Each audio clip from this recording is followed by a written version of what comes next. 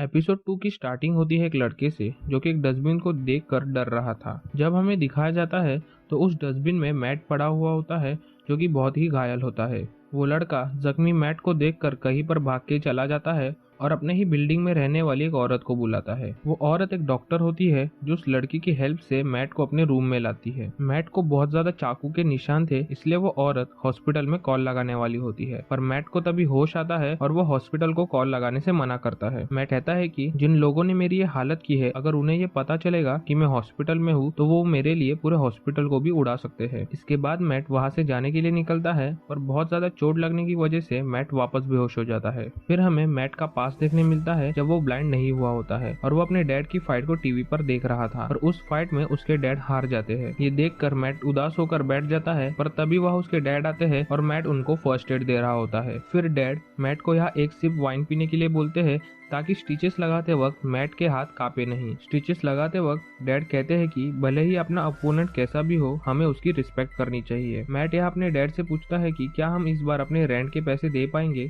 जिस पर डैड एक पॉकेट ओपन करता है जिसमें बहुत सारे पैसे होते हैं। मैट यहाँ कुछ समझ नहीं पाता, पर हम एज अ ऑडियंस समझ जाते हैं कि जैक यानी मैट के डैड ने हारने के पैसे लिए थे। फिर प्रेजेंट में हमें फॉगी और कैरन दिखते हैं जहाँ दोनों ऑफिस में होते हैं और कैरन कहती है कि उसे घर जाने का मन नहीं हो रहा, इसलिए फॉगी आइडिया देता है कि क्यों ना हम पूरी रात एंजॉय करें और सारे टेंशन को भूल जाए, जिस पर कैरन राजी हो जाती है। फिर हमें बेहोश मैट को दिखाया जाता है जो कि अभी होश में आ गया था और वो उस औरत से बातें कर रहा था। उस औरत का नाम क्लेयर होता है जो कि एक डॉक्टर थी, पर मैट जब पूछता है कि उसने उसकी हेल्प क्यों की, तब क्लेयर उसे कुछ नहीं बताती और उसे जल्दी ठीक होकर यहाँ से जाने के लिए कहती है। फिर हमें छोटा मैट दिखाया जाता है जो कि अभी हॉस्पिटल में था क्योंकि उसकी आंखें चली गई थी और उसे अभी कुछ नहीं दिख रहा था। मैट बहुत ज्यादा तड़प रहा था क्योंकि उसे ब्लाइंड होने के बाद बहुत सारे आवाजें सुनाई दे रही थी जिसे वो हैंडल नहीं कर पा रहा था। ये सब याद करके प्रेजेंट में मैट तड़प रहा था और तभी वह क्लेयर आती है और उसका इलाज करती है और मैट को ठीक करती है। ये सब के बाद क्लेयर बहुत ज्यादा परेशान हो गई थी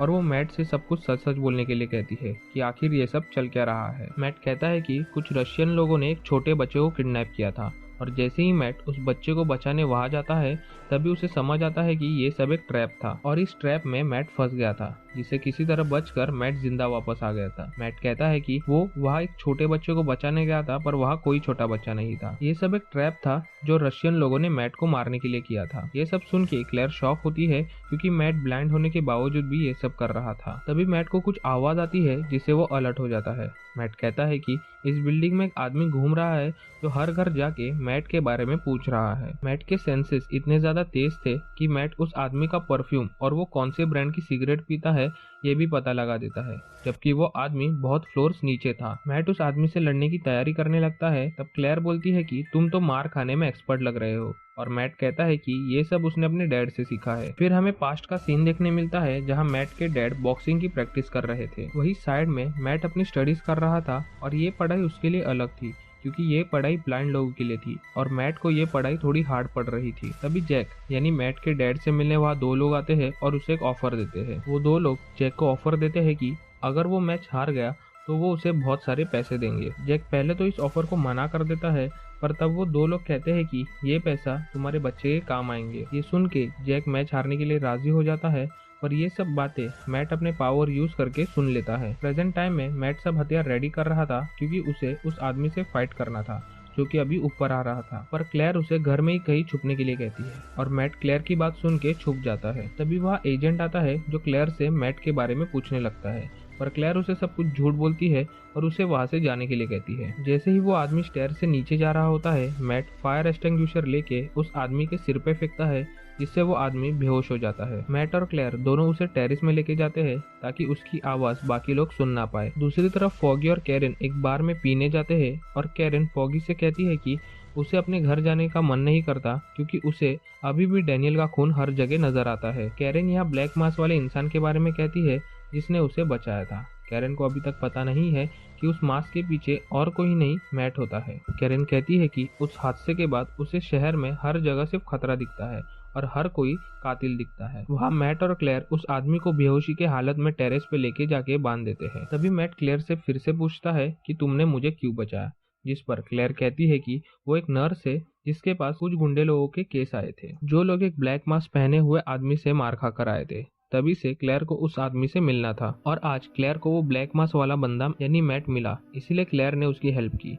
पर क्लेयर कहती है कि इस बार मैट जो कर रहा है वो गलत है, पर मैट कहता है कि तुम डरो मत, मैं जो कर रहा हूँ सब सही कर रहा हूँ। तभी हमें छोटा मैट देखने मिलता है जो पढ़ाई कर रहा था। तभी वहाँ जैक आता है और अपनी अगली फाइट की यूनिफॉर्म मैट को बताता है। मैट बहुत ज्यादा एक्साइटेड होता है क्योंकि उसके डैड इस बार जीतने वाले हैं, पर जैक को ये देख के दुख होता है क्योंकि उसने हारने के पैसे लिए हैं। इसके बाद जैक अपने फ्रेंड को फोन करता है और फाइट के बाद सारे पैसे मैट के अकाउंट में डालने के लिए कहता है। इसके बाद जैक अपनी बीवी यानी मैट की माँ को फोन करता है और कहता है कि वो कुछ बड़ा करने जा रहा है, इसलिए उसे कुछ हुआ तो मैट का ध्यान रखना। इससे हमें पता चलता है कि जैक उन 2 लोगों को धोखा देने वाला था और जो मैच हारने के पैसे जैक को मिलने वाले थे उसे लेकर जैक मैट के लिए वो मैच जीतने वाला था। वही प्रेजेंट में कैरन और फॉगी नशे के हालत में मैट के घर जाते हैं और उसको बाहर बुलाते हैं, पर मैट वहाँ नहीं होता।